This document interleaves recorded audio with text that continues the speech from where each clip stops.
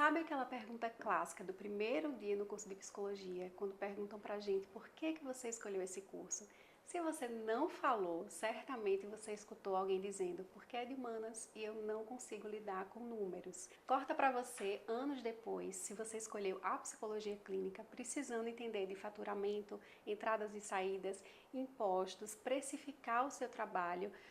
É muito número para dar conta. E hoje, para a gente bater um papo sobre esse assunto muito importante na prática clínica, a minha convidada, a primeira convidada que não é psicóloga, Maiara, Ah, que é contadora. eu Bem-vinda. amei o convite. Que Me bom. senti muito acolhida quando eu cheguei aqui, um lugar aconchegante. E agora vamos enriquecer essas psicólogas de Vamos, muita informação. vamos sim. Maiara, se apresenta, conta um pouquinho para as pessoas o que você acha que é importante elas saberem sobre você. Olha, eu vou me apresentar de uma forma mais humanizada, porque eu acho que da profissional Maiara, tem a Maiara pessoa, né? A pessoa Sim. humana. Então, eu sou Maiara Ingrid, sou a segunda filha do seu Adimã e da dona Marislane, eu vou me emocionar. Fica à vontade. Esse é o espaço perfeito. Então, eu sou mãe de pet, eu sou casada com o Ítalo, que é o gênio da TI para mim. E foi a consultoria financeira que fez eu despertar para falar sobre finanças nas redes sociais, porque é um tema que não é nos ensinados na faculdade. Às vezes até a nossa família, né, a gente não teve de base essa educação financeira. Sim. E eu senti essa necessidade de trazer público esse tema.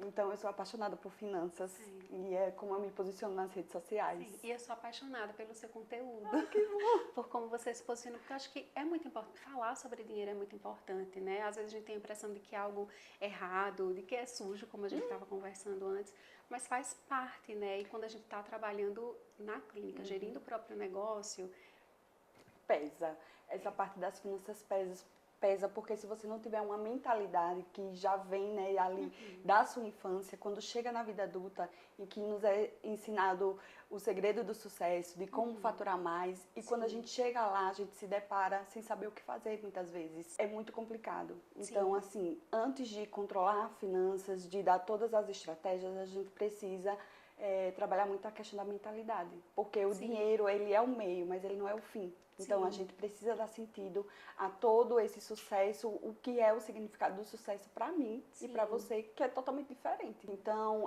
cumprir pequenas metas, né?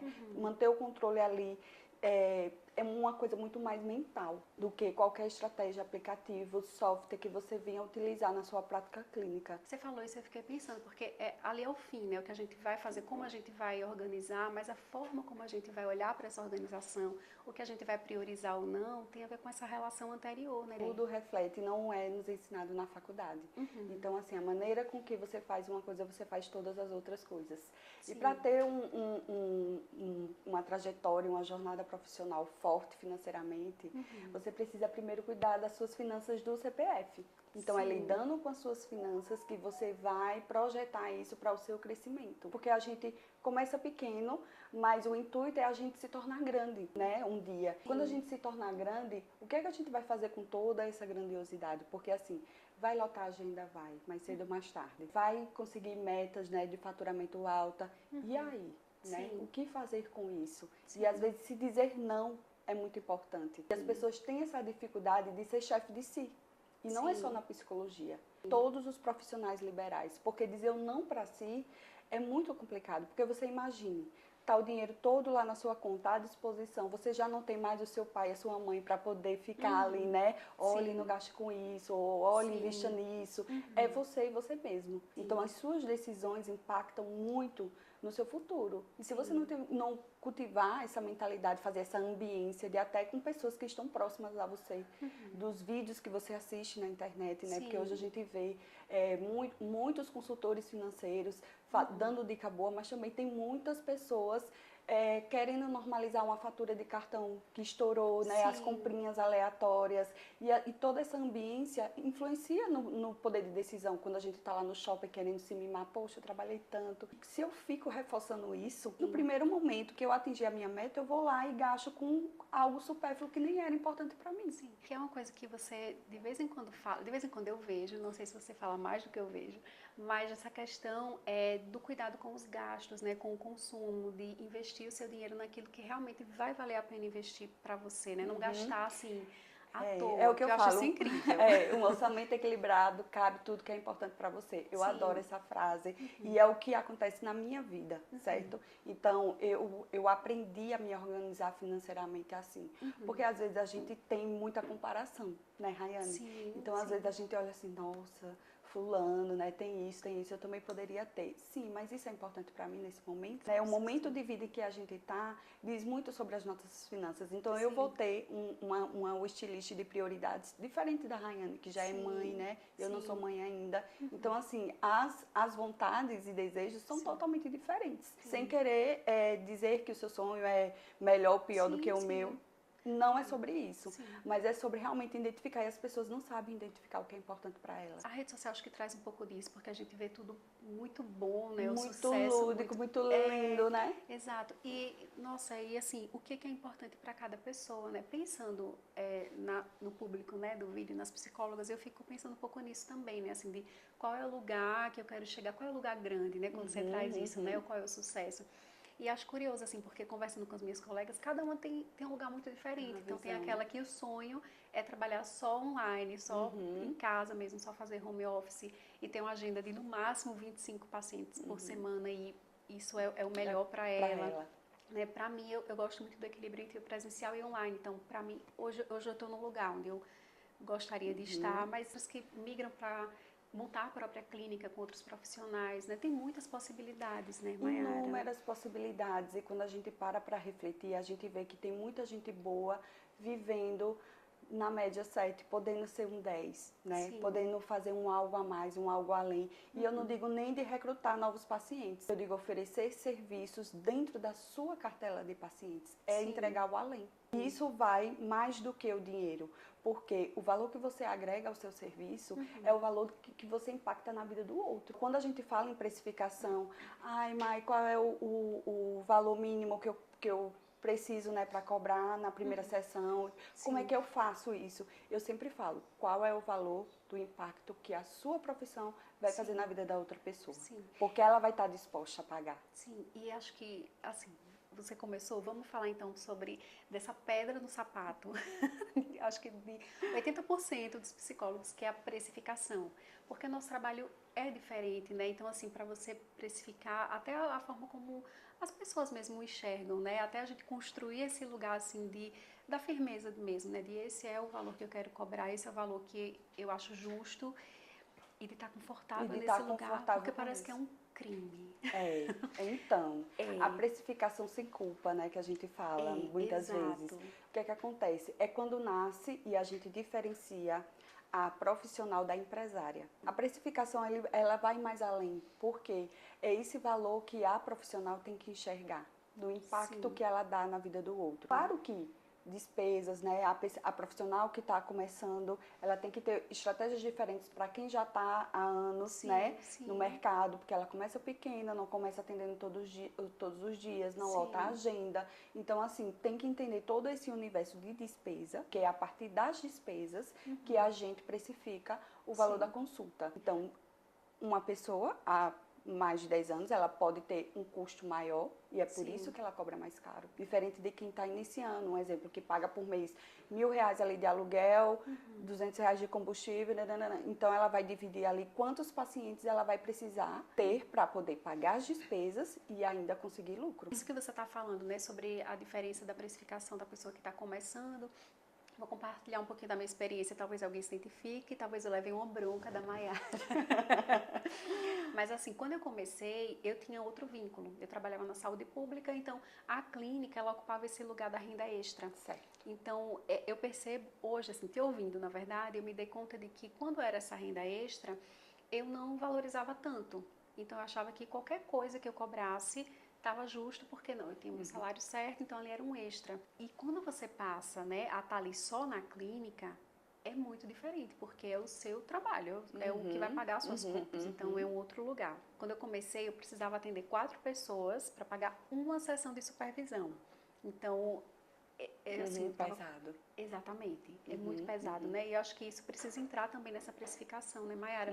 A gente colocar na ponta do lápis o quanto a gente investe, que foi algo que eu fiz só quando eu comecei no presencial, assim, eu comecei mesmo a olhar para isso quando eu vim para cá porque aluguel são outras despesas muito maiores. Eu estava só home office, então não pagava aluguel. E aí você precisa, quando coloquei no papel que eu vi quanto eu precisava pagar para trabalhar, aí eu preciso reajustar. E no caso da psicologia, a gente tem uma tabela orientativa do Conselho Federal, que, claro, cada profissional vai ajustando, mas tem ali essa média do valor inferior, do valor médio, sabe? Mas, assim, colocar na ponta do lápis para mim fez total diferença, que era uma coisa que eu não fazia. Então, com certeza, esse momento em que a gente para analisar as nossas finanças, a gente começa, às vezes, até desistir, porque desestimula, porque é tanta conta, é tanto gasto, é tanto investimento. Mas, assim, mantenha calma, porque é que nem o Waze. Você tem que fazer isso, você tem que parar, ver o seu momento atual e mirar lá na frente onde é que você quer chegar. São esses pequenos passos que vão fazer a diferença no final. Então, a gente precisa colocar tudo na ponta do lápis, inclusive as pós-graduações, cursos de investimento, porque isso vai impactar no seu valor hora. Sim, exato. Existem as despesas fixas, mas também existem as despesas variáveis. E as variáveis é que vai fazer a total diferença no final das contas. Porque é um dinheiro que você vai tirar ali para reinvestir e ele vai voltar para você de outra forma. Seja em melhorar ainda a sua expertise, seja você nichar mais. Eu gosto sempre de falar assim que esses pequenos investimentos é apenas um investimento a curto prazo que logo você vai retornar para você de alguma forma. Então, a profissional de psicologia, ela tem que estar atenta a todos esses cenários, inclusive qual é o público que ela deseja atrair, né? Porque a gente acaba se inspirando, e não tem problema nenhum a gente se inspirar, mas a gente ter a nossa identidade própria, né? Entender qual é o público que a gente gosta de atender, o público que a gente vai direcionar a nossa fala para atrair esse paciente, é muito importante, porque você acaba falando, principalmente as psicólogas iniciantes, né? Que ainda não tem essa vivência da clínica, ou acaba indo para o serviço público mesmo e não tem essa vivência de clínica. Então, eu vou dar uma experiência minha para as psicólogas que estão iniciando. Eu paguei para trabalhar muitas vezes, porque eu precisava da prática do escritório para poder ser uma contadora. Eu sabia que em um curto momento eu iria ter que começar de baixo para aprender, para depois pegar toda essa bagagem e ser a profissional que eu sou hoje. Às vezes, dar passos para trás vai fazer com que você dê muitos outros para frente. E ter paciência, né? Ter paciência, porque cada um tem um tempo, né? E Exato. aí, o nível de velocidade em que você vai chegar onde você quer chegar vai muito da sua disciplina, do seu comprometimento. Porque inúmeras pessoas passam por mim e retornam novamente a fazer a consultoria financeira, porque não por eu não ser uma consultora financeira boa, mas porque eles não estavam comprometidos a fazer o que tinha que ser feito. Vamos falar um pouquinho sobre a sua consultoria? Vamos. Eu sempre fico curiosa quando você fala, vai perguntar mais, eu vou aproveitar. Então, eu sou contadora, né, de formação, sou auditora contábil. E a consultoria financeira surgiu a partir de uma necessidade minha, né? Porque, embora eu tenha começado de baixo, quando eu cheguei no meu auge, eu não sabia o que fazer. E eu entrei em um ciclo vicioso de compras e consumismo. E eu não conseguia sair disso. E aí eu ficava refletindo, eu disse, meu Deus, não é justo eu ser uma contadora, controlar o patrimônio das outras pessoas e não conseguir controlar o meu. Aí eu fui em busca, né, de profissionais que pudessem me ajudar, mas o que funcionou pra mim foi eu entender como a minha cabeça funciona. Então, os momentos de gatilho que eu tinha para fazer compras impulsivas, de fazer compras sem sentido, gasto por hábito, tudo isso fez com que eu montasse a minha metodologia própria. Então, hoje, o que eu aplico na consultoria de organização financeira é muito do que deu certo para mim. E é o que eu acredito que dá certo também para as outras pessoas. Por isso que eu falo que não é sair cortando cartão de crédito, não é saindo cortando todos os gastos que vai fazer você se organizar financeiramente. Então, hoje a minha consultoria ela é baseada em 8 passos para que você consiga fazer a sua própria organização financeira. Você não vai ficar dependente da minha consultoria. Claro que, vez ou outra, em um investimento maior que você queira me consultar, você vai ter acesso.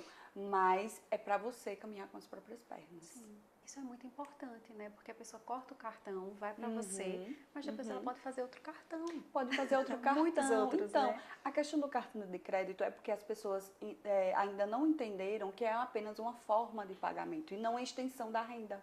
Porque se eu ganho 10 mil reais e eu tenho um cartão de 10 mil reais, eu acabo não gastando meus 10, gastando os 10 mil do cartão. E aí, vou gastando aqui vivendo e a fatura quando chegar dos 10 mil. Ou gasto os 20, né? E aí vira uma bola de neve, porque as pessoas aprenderam a usar o cartão de crédito como extensão de renda. Acaba os 10 mil, vou para o cartão de crédito. Mas não sabe ele que quando virar o outro mês, ele não já tem mais 10 mil.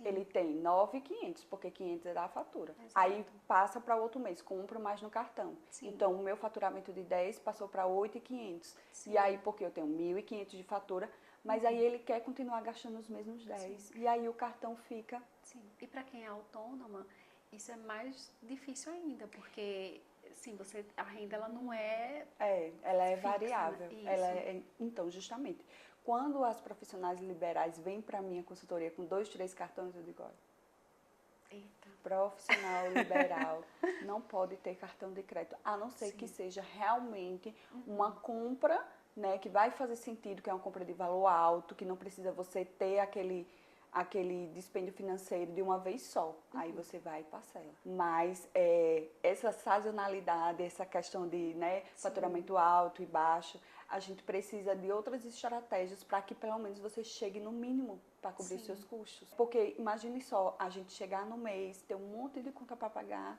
e a gente não conseguir alcançar o número de atendimentos, porque às vezes não é nem o problema da profissional, é do próprio mês, às vezes são muitas festas, as pessoas mudam as prioridades, entendeu, o tempo todo, então às vezes a prioridade não vai ser a minha sessão terapêutica, vai ser outra coisa, mas aí no outro mês eu tento voltar e tem estratégias que a gente consegue amarrar com pacotes, né, para poder já lhe dar uma previsibilidade, não ficar dependendo desse paciente rotativo. Você tem que entender por que ele não fecha um pacote, né, por que ele só vem em sessões esporádicas. Então, isso também dá uma previsibilidade de faturamento para a psicóloga. Agora, quando ela usa todas essas estratégias, aí é com ela e ela mesma para poder gerenciar e pagar a si mesma, né? Sim, exatamente. Nossa, sim. Me diz uma coisa. Você é daqui já agendando. Ela tá tão reflexiva, eu falando, ela se autoanalisando. Eu tô aqui, não, eu vou fazer a consultoria com a Mayara, não, mas primeiro eu preciso organizar meu Eu puxei ela, você disse que nem precisava vir, querida. Mas é assim tudo também na nossa vida, né? Quando a gente vai para qualquer médico, a gente tenta se organizar ali de alguma forma, começar ali na academia. Impressionante, desse jeito. Vamos conversar um pouquinho sobre fluxo de caixa, reserva de emergência, né? Com coisa que a gente já conversou aqui no off, não lembro se a gente gravou essa parte, mas que o dinheiro que entra, ele não é seu ainda. Não é seu ainda. É um erro bem comum, né? Das profissionais pegarem todo aquele faturamento e dizer, tô rica! Sim. Já aconteceu comigo. Comigo também. Quando eu vi aquele monte, eu disse, ai meu Deus, agora eu vou fazer tudo o que eu quero. Sim, tudo que eu sempre quis. Tudo que eu sempre sonhei. Aí corta para a página 2, você é uma adulta, você tem responsabilidade. Sim, boletos. Não é bem assim. Porque a gente está a um passo de uma emergência, né? De um acontecimento, de um imprevisto. Então, às vezes, até você sem querer, você acaba se envolvendo ali em um gasto que não estava previsto. Um pneu fura, ou alguém bate em você, ou alguém da sua família precisa, né, da sua ajuda financeira para uma saúde ou para uma viagem. Enfim, estamos a um passo de uma emergência. E aí, se a você não tem uma reserva, empréstimos, e aí uma empréstimo, bola de cheque neve, especial, enfim, a gente acaba entrando na negativação por conta disso, né? No saldo negativo da conta bancária, que é o terror de todo mundo. Ninguém gosta dessa sensação, essa sensação é horrível, né? De olhar para os dois lados e dizer, meu Deus, eu não tenho dinheiro, eu estou pobre. Exatamente. E que isso mexe com a saúde mental, inclusive. Mexe muito com a saúde mental das pessoas. Então, pagar-se a si mesmo, nunca mais você vai ficar com a sua conta zerada. E não precisa ser muito, só precisa ser, no mínimo, 10% do valor do seu faturamento. Está lá o seu faturamento, tira 10%, investe ali numa reserva de liquidez imediata, porque até isso você tem que saber, né? Porque se você investir, todo mundo quer o segredo dos juros compostos, né? Ah, eu quero investir. Não, quando eu começar a atender na minha clínica, eu vou fazer tudo certo. E aí ela pega, né, aqueles 10%, investe em uma carteira de investimentos que dá até um retorno financeiro maior, mas quando a emergência acontece, ela não vai poder buscar lá, porque ela está a longo prazo, né? Então você já se comprometeu com o banco que você só vai precisar daquele dinheiro daqui a 5 anos. Sim, nossa, assim, a reserva de emergência tem Ela outra tem que função, tem né? outra função, ela tem que estar disponível para você pegar assim quando a necessidade acontecer. Sim. E isso requer também essa construção de mentalidade, porque ele não está ali à disposição para você gastar qualquer, né? Com qualquer coisa ou por um gasto por hábito. Ele está ali para quando a necessidade acontecer, você ir lá buscar. Porque na pandemia muitas pessoas se desesperaram, porque não estavam organizadas financeiramente para não trabalhar cerca de 6 meses ou um ano ou 2, né? Esse é o ideal mesmo, Maria. Eu já vi em muitos lugares assim falando, né, de você ter uma reserva para ficar 6 meses coberta nos boletos. E eu sempre falo, se 6 meses for suficiente para você, joia. Se for 3 meses, joia também. Se for um ano, 2, você tem que identificar, né, qual é a sua necessidade dessa reserva de emergência estar lá parada. Porque depende muito desses 10%. 10% para mim pode ser R$1.000. 10% para você pode ser R$10.000. E a liquidez imediata, ela não vai lhe dar o objetivo dela não é que ela lhe dê dividendos, é que ela fique disponível. Então, se você deixar 6 meses ou um ano num valor significativo, você vai estar perdendo dinheiro. No final das contas, minha gente, a gente vai aprender, mas é muito fala individual. Com quem entende também, e assim, né? Finanças é algo muito individual. Sim. Então, suas necessidades são diferentes das minhas necessidades. E a gente só agrega valor quando a gente vai conversar. Então, não é consultoria financeira, organização financeira, não é receita de bolo. É uma coisa que é moldada. E a vida toda é assim. A gente não tem uma linha reta da vida, né? É altos e baixos, então a gente, nas finanças, é do mesmo jeito. Então vai ter meses que você vai conseguir fazer uma reserva maior, vai ter meses que você vai fazer menor, mas o que importa é você ser disciplinada. Todos os meses, se der para eu tirar 10%, vai ser 10%, se eu conseguir tirar 5%, vai ser 5%. E assim, se for um mês maior, vai ser uma reserva maior. Depois da reserva, o que é que eu faço? Capital de giro, né? Porque às vezes acontece um imprevisto com o seu paciente, ele não consegue fazer o pagamento ali em dia e eu já tenho uma funcionária e agora, se eu ficar nesse corre, né, de comer e assando, né, como diz o ditado, como é que eu vou pagar minha funcionária se a minha paciente atrasar um dia? Então, dá para você levar as suas finanças de forma mais leve, quando você se planeja também para esses pequenos imprevistos. Então, ali, antes da reserva, se você tiver um capital de giro ali dos seus custos, você vai demorar um pouco mais a mexer na reserva. Porque ali, se qualquer imprevisto acontecer com um paciente meu, eu já tenho o valor pelo menos de um mês, né, dos meus gastos fixos, para poder adiantar, pagar tudo certinho no dia. Entendi. Então, capital de giro, então, é esse dinheiro que, na verdade, vai movimentar ali. Só para aquele mês que acontecer algum imprevisto, de algum atraso de 2, 3, 4, 5 dias, você tá ali já com o seu capital de giro para cobrir e depois ele volta para você. Não é que você vai gastar e ele não vai voltar. Você vai gastar, mas depois vai pagar as caixinhas, né? Quando a gente divide as caixinhas, é muito mais interessante. Porque aí você vai colocando os pingos nos is. Então, eu tenho R$5.000 do meu capital de giro, eu tenho R$60.000 da minha reserva de emergência e agora eu vou começar a minha mentalidade de investidora, porque tudo é mentalidade. E eu vou compartilhar uma coisa pessoal que eu acho que pode ajudar também, assim, para quem está totalmente desorganizado, né? Tipo assim, não tenho reserva de emergência, estou comendo e assando, não sei como começar. Eu sempre tive muitas questões, assim, de organização financeira mesmo, assim, de não saber que o que eu estava recebendo não era meu, que tinha que separar dos impostos, enfim, várias coisas. E aí, o que eu me propus? A começar bem pouquinho. Então, é 10%, mas de cada pagamento que eu recebi. Então, eu não esperava, assim, receber tudo e no final do mês eu recebi tanto, vou tirar 10%, porque aí parecia muito. Então, 10% de cada recebimento é um valor bem pouquinho e que quando você vê, ok, já tenho alguma coisa aqui guardada. Porque eu tinha muito isso também, sabe? Não, tá muito desorganizado e eu tenho que organizar de uma vez, então eu tenho que juntar tudo de uma vez. Isso não existe, né, Mayara? Ainda mais se você tá nessa situação, tem gente né? que vai conseguir fazer de uma vez só, mas eu sou igual a você. eu tive que ser aos pouquinhos. Sabe aquele comece com um pouco, mais comece? Sim. Eu comecei de 50 a 50, R$ 50, depois os 50 virou 100. Porque a construção do hábito, ela vem assim, aos poucos. E o erro do ser humano é querer ir tudo de uma vez. E a gente não consegue as coisas tudo de uma vez. Seria muito bom que a gente conseguisse, né? Ser milionário só juntando dinheiro, sendo investidor. Inclusive, as minhas alunas de consultoria, né? Quando eu digo assim, olha, você quer ser milionária daqui a 30 anos? Então comece a investir R$ 500, elas ficam, ela tá louca. Porque R$ 500 vezes 30 anos vai dar ali os seus 180 mil.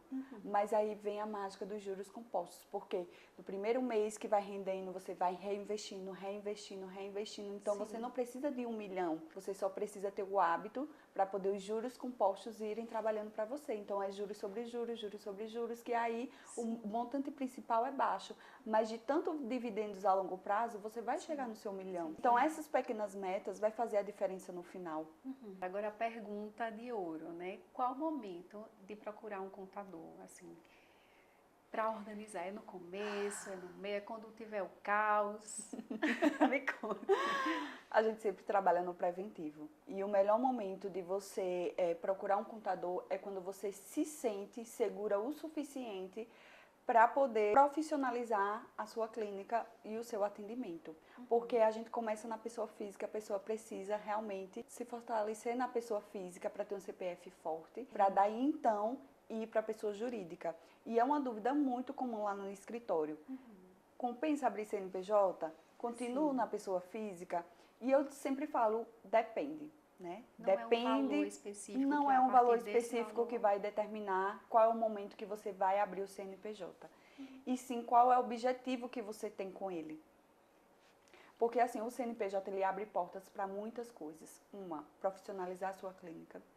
Dois, conseguir crédito, né, em bancos e financiamentos. Então assim, você precisa entender por que você quer esse CNPJ aberto. Porque quando o CNPJ ele é aberto, vem um monte de coisas ali em volta para poder manter. É o honorário, é uma taxa de licença de funcionamento, certificado digital. Então, é todo um ecossistema para poder dar vida a essa pessoa que ela não existe. Ela é apenas uma pessoa imaginária, mas que faz todo o sentido para a estratégia correta. Se você está pagando muito imposto na pessoa física, possa ser que na jurídica você tenha uma economia tributária mais evidente. Mas aí vai depender do volume de despesas que você tem, analisando o seu faturamento, né? Se você já tem funcionária, se você não tem funcionária.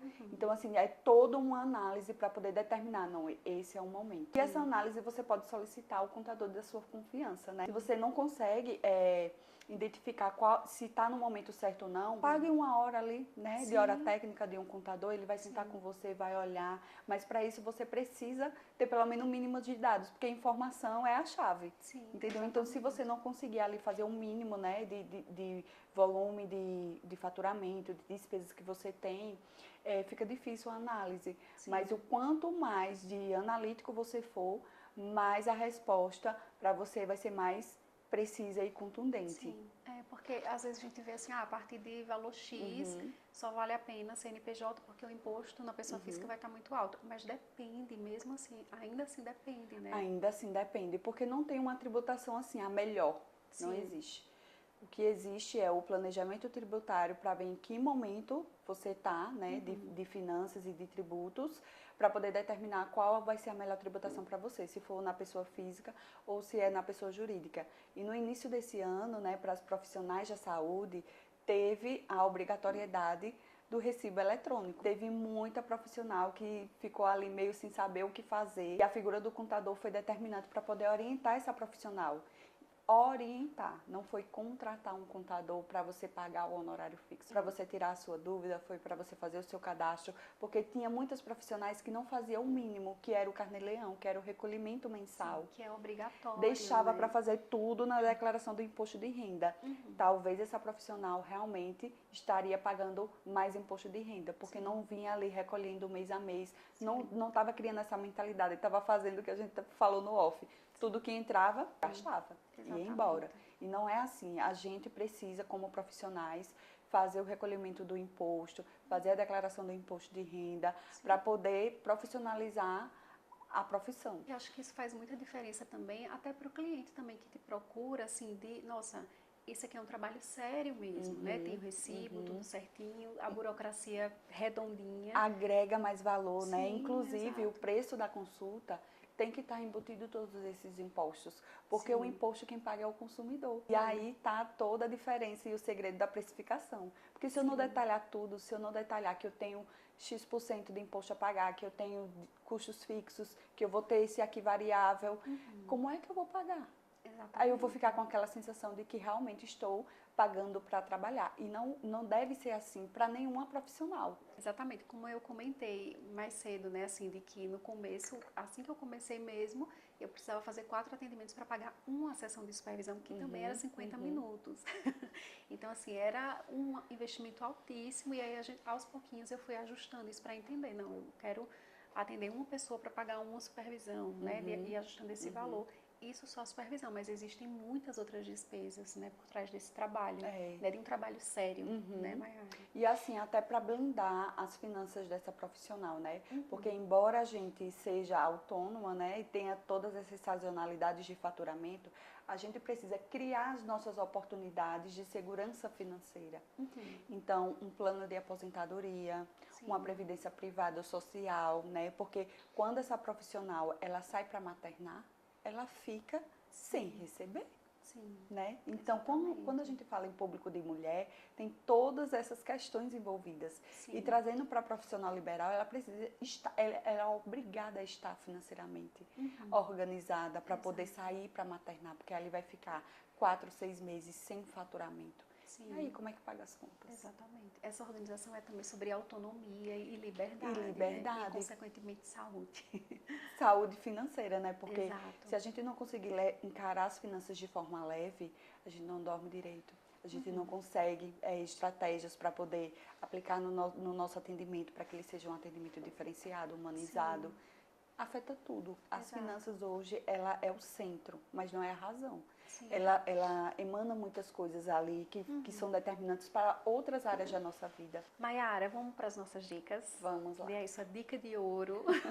Além de procurar um profissional, né, um contador em algum momento, a gente já falou sobre isso, mas além disso, qual a sua outra dica? Olha, se você assistiu esse vídeo até o final, com certeza você teve muitos insights e gatilhos aí para colocar na prática tudo que a gente conversou aqui.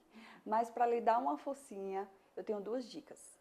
A primeira é, quando você parar para fazer a organização das suas finanças pessoais, lá no meu perfil tem uma planilha gratuita. Você vai baixar a sua planilha, vai sentar em um domingo como esse maravilhoso e vai organizar as suas finanças. Se você já for mais aquela pessoa que gosta da praticidade, você vai baixar de forma gratuita o aplicativo chamado Mobius. É a mesma metodologia da planilha. Então, ali você vai estar na palma da sua mão toda a sua organização financeira. Então, quando você fizer um gasto, você abre o aplicativo e lança lá. Se você receber um Pix ou algum recebimento, registra lá. E aí, semanalmente, você vai acompanhando o saldo da sua conta. Se estiver batendo com o aplicativo, joia, porque ali você vai ter a visão de todos os seus gastos e ver até quando você tem que parar e ajustar ali o seu planejamento financeiro. Amei essa dica, eu não sabia que tinha essa planilha lá. Tem essa planilha lá. Amei, eu amo planilha, amo, mas tem que vir pronta para eu só preencher. Sim, ela já é toda automática, rosa, inclusive foi meu marido que fez pra mim. Amei, o gênio da TI. O gênio da TI, tá vendo aí? Mayara, muito obrigada, eu amei. Obrigada a você pelo convite. Foi muito bom.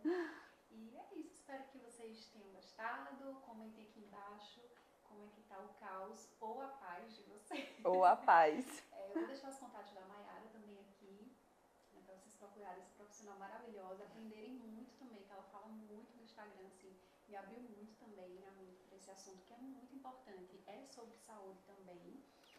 Isso. Tchau. Tchau. Vou contar minha experiência para você chorar. É. Não, e eu tava pensando, sabe a pessoa que, tipo assim, quer fazer faxina no dia que a faxineira vai chegar? Sim. Aí eu quero Já ajeitar minhas vai- já finanças vai- antes de... Já vai gravando. pra não passar vergonha. Já vai gravando. Tá. Quero dizer. Ai, que ótimo.